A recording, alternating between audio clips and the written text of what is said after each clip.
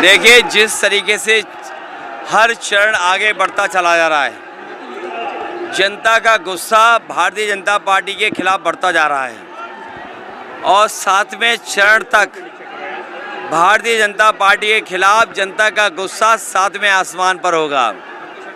इनके पास महंगाई का कम करने का कोई रास्ता नहीं था। इन्होंने महंगाई बढ़ाई, बेरोजगारी बढ़ाई, किसान को संकट में डाल दिया। और यही शहर है जिसमें निवेश के लिए बड़े बड़े मेलों का आयोजन हुआ, G20 यहाँ हुआ, इन्वेस्टमेंट मीट यहाँ हुई, डिफेंस एक्सपो यहाँ हुआ, लेकिन ज़मीन पर क्या पहुँचा? न नौकरी, न रोज़गार। और जिस तरह का काम सरकार ने किया है, आज जान को भी खतरा हो गया। जो वैक्सीन लगवाई उससे जान को खतरा, और ये संविधान के भी पीछे पड़े हैं। जान के पीछे तो पड़े ही पड़े हैं, संविधान के पीछे भी पड़े हैं। इसलिए बहुजन समाज के लोग और तमाम वो लोग जो संविधान में आस्था रखते हैं, संविधान के प्रति पूरे समर्पित हैं, वो संविधान बचाने के लिए एकजुट होकर के इस भारतीय जनता पार्टी के खिलाफ मतदान करने जा रहे हैं।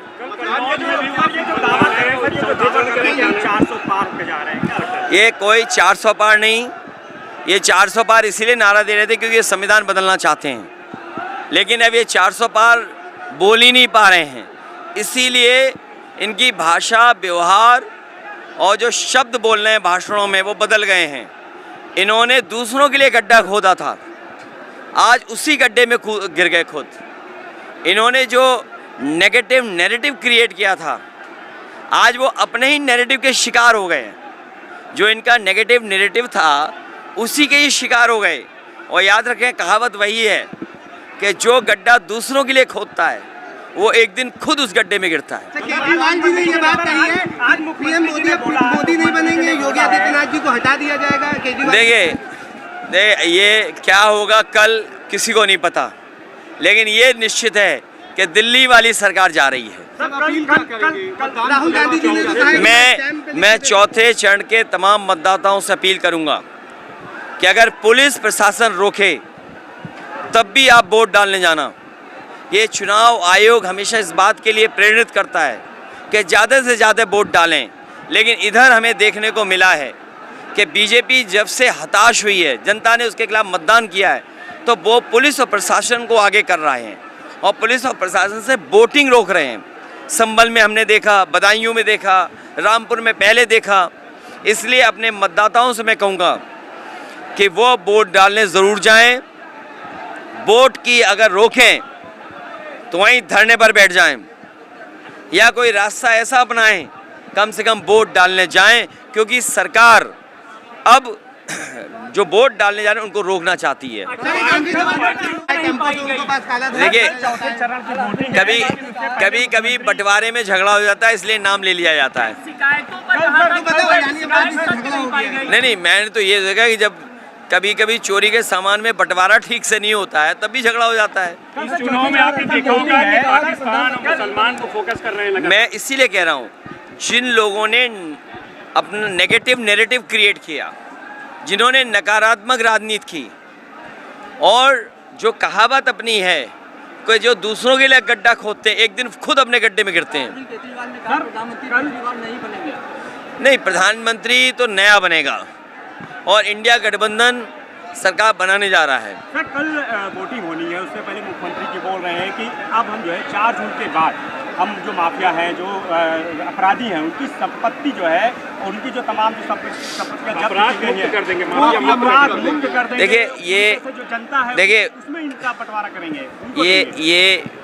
ये मुख्यमंत्री जी ये बताएं कि जो पेपर लीक हो रहे हैं, जिनसे 60 लाख बच्चों का जीवन अंधकार में डाल दिया।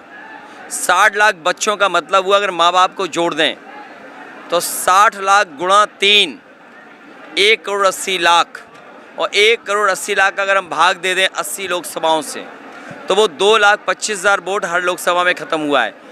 ये सरकार बताए कि पेपर लीक वाले आखिरकार बीजेपी के क्यों थे, और जहाँ से पेपर लीक हुआ वहाँ बीजेपी की सरकार थी।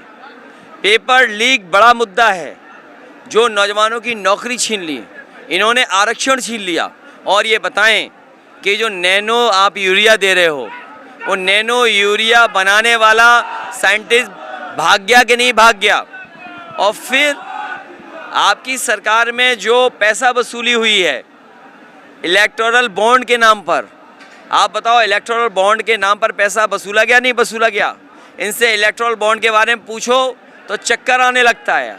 बाजार से इलेक्ट्रोल मांगते हैं कि इलेक्ट्रोल ले आओ तभी चक्कर ठीक होंगे। बताओ इलेक्टोरल बॉन्ड ने इनका बैंड बजा दिया कि नहीं बजा दिया? तो इलेक्टोरल बॉन्ड में जो लाखों करोड़ रुपए लिए हैं इन्होंने, और फिर आपका हमारा बुखार पैरासीटामोल गोली से 500 mg में ठीक हो जाता था। जब से बीजेपी की सरकार आ गई 650 में बुखार ठीक हो रहा है। इसका जवाब क्या है बीजेपी के पास? और जो मोटरसाइकिल 50,000 रुपये की थी, बताओ 1 लाख रुपए कर दी नहीं कर दी? ये सिपाही पुलिस वालों का अगर वेतन बढ़ाया तो महंगाई पे वसूल लिया नहीं वसूल लिया मोटरसाइकिल से पैसा? और गाड़ियाँ जो आप लोगों ने कभी खरीदी होंगी वो दुगने की हो गई नहीं हो गई? आपके कैमरे दुगने के पैसे के हो गए कि नहीं हो गए? और वेतन वही रहा आपका। इंडिया गठबंधन उत्तर प्रदेश में कितनी सीटें ला रहा है? अभी तो आप माहौल देख रहे हैं लगातार। हर लोकसभा में 2,25,000 वोट इनका कम हो गया। एक में लड़ाई है 79 जीत रहे हैं। सर जनता की चाहत है कि आप पीएम बने अगर इंडिया का? देखिए चाहत तो हमारी तुम्हारी ख्वाहिश कुछ भी हो सकती है, जो नंबर है जो जीतने के बाद ही तय होगा। अभी इतना बड़ा सपना मत दिखाओ।